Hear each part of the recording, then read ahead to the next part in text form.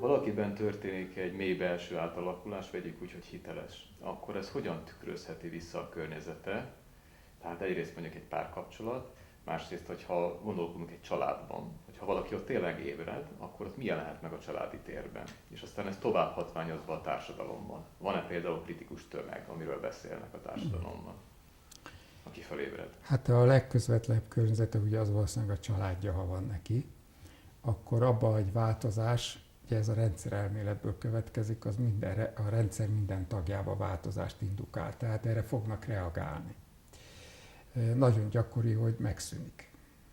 Tehát ez válás vagy megszűnésbe vezet. A környezetben az szokott bekövetkezni, hogy a barátoktól, ha én elemelkedek, akkor megszűnnek a barátságok. Tehát, hogy átalakulások fognak történni, mert azok nem tudnak velem jönni, akkor leszakadnak. És mindenki a saját szintjén dolgozza ezt föl, tehát valószínűleg projektálni fog rám, hogy milyen hülye vagyok, ez egy őrült, ez meghűlt, ez történt, az történt. Sok esetben igaz is, tehát, hogy tényleg meghűlt, tényleg történnek dolgok. Tehát van egy ilyen út, hogy a spirituális úton, most tegyük fel, hogy már eljutottad oda és elindulsz, egyszerre, de sokkal intenzívebben jelenik meg a fejlődés segítő és a fejlődésgátló dolog. És erre törvényszerűen szükség van, mert ha nem lenne gátló, akkor csak fejlődnél, akkor így nem tennéd meg azokat a lépéseket, ami a fejlődésednek az alapvető dolga, vagyis a személyiséged nem passzolna oda, hogy az újabb változás megtörténjen. Ezért nagyon gyakori, hogyha ilyen úton vagyunk, akkor a sötét oldal támad. Például megkérdőjeleznek, nem fogadják el a dolgaimat, a pozitív érzéseimet negatívan reagálják le. Tehát rengeteg ilyesmi fog történni. Lehet, hogy elvesztem az állásomat, mert ott se tudnak elfogadni. Tehát ezen az úton járás az egy nagyon intenzív változással jár együtt. Ez abba, hogy a tudomány, meg ezek a fejlődések a tudattágulásban tényleg intenzíven bekövetkeztek, ez ugye nagyon jó következő asztrológiailag. Hogy először melyik bolygó jelenik meg, mint transzcendens bolygó. Mikor az emberi tudat odaér, akkor kinyílik ez a csatorna, és ömlik ránk ez az info. És ez a nagy belső alakulás, ez Plutó.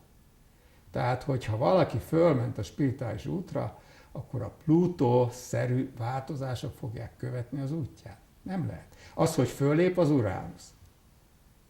Egy hirtelen váltás. Vannak hirtelen változások, de a teljes átalakulás az mindig Plutó.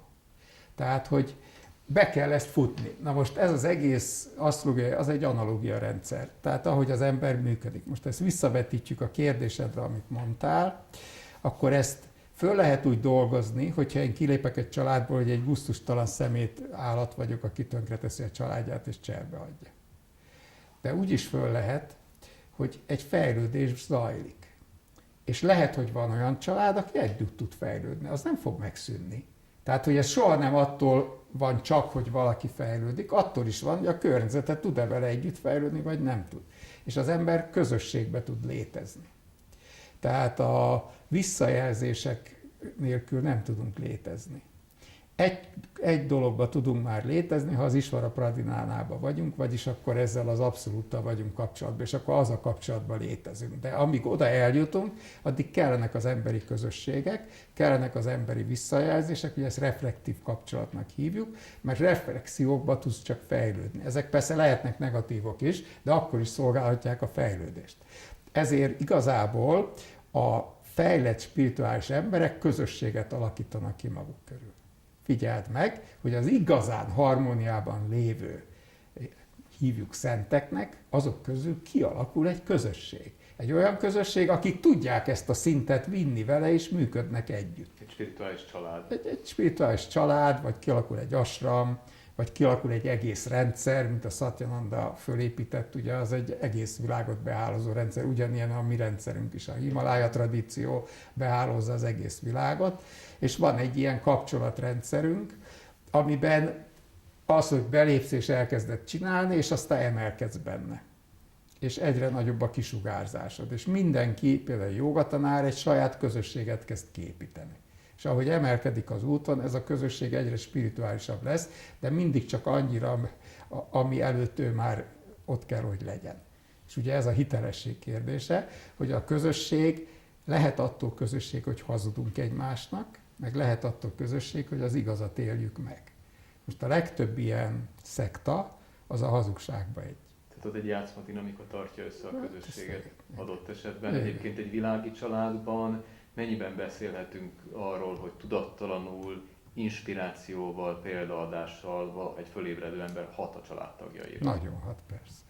Hát ugye ezt lehet látni, hogy amikor te nem külsődlegesen csinálod a jelzéseidet, hogy te spirituális úton vagy, tehát például meditálsz, vagy imát mondasz evés előtt, meg evés után, vagy bizonyos kiemelt eseményeket a családodba élsz meg, hogy ezt tudják-e követni, vagy nem tudják követni. Tehát azért az kiderül. Lehet ezt, hogy úgy követik, hogy hagynak téged, és az is egy követés, és nem szembe mennek veled. De az is lehet, hogy ők is kezdik ezt csinálni. Megjelenik bennük.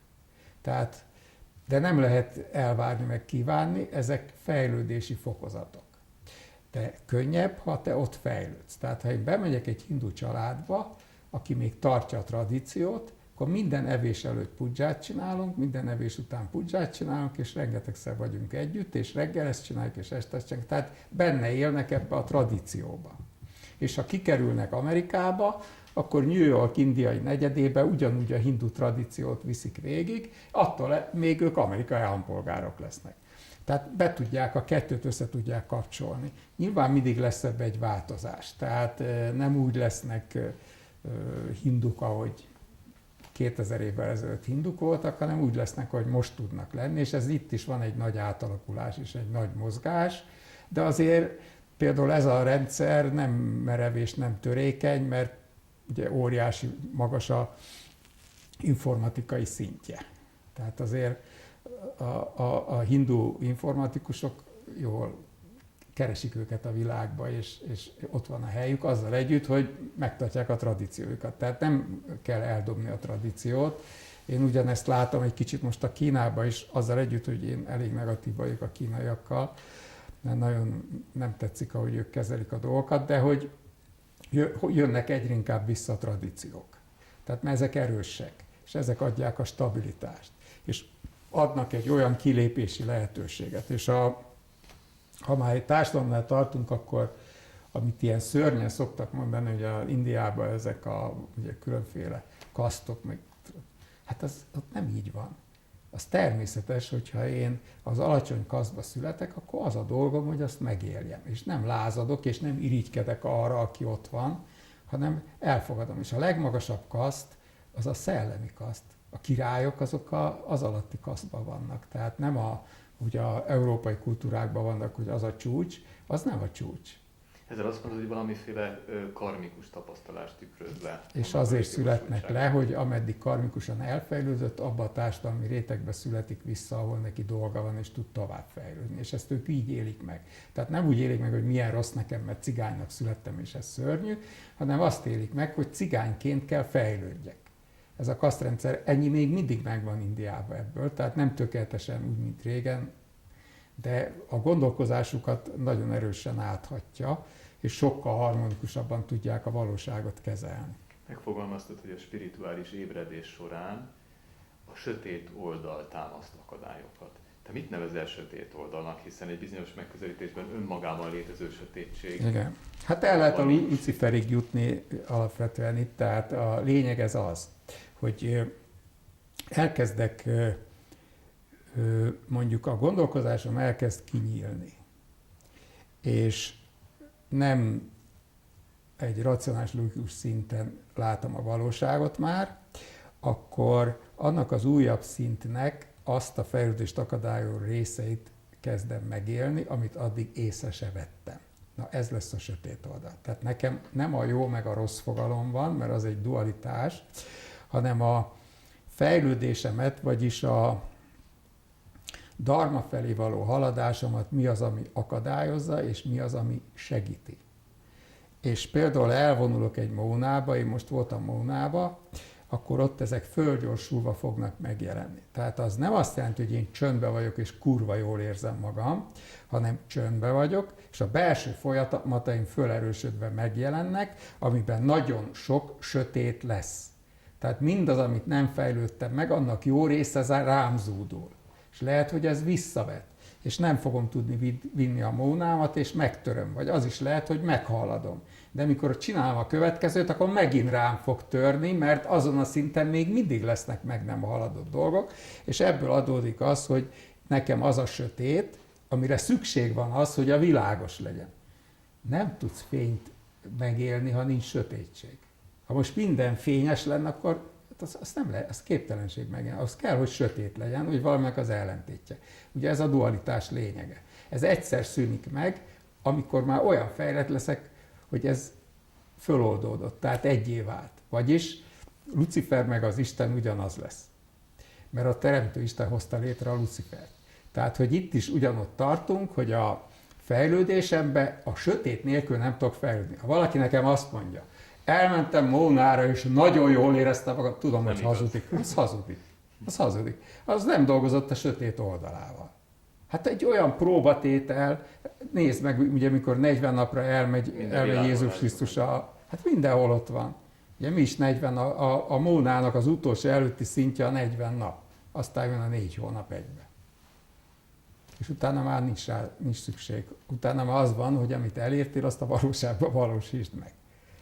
Ugye a Mónát túlviszed, akkor jön a következő lépés, hogy mit kezd el vele a valóságban, amikor belelépsz a valóságban. Na, az se könnyű.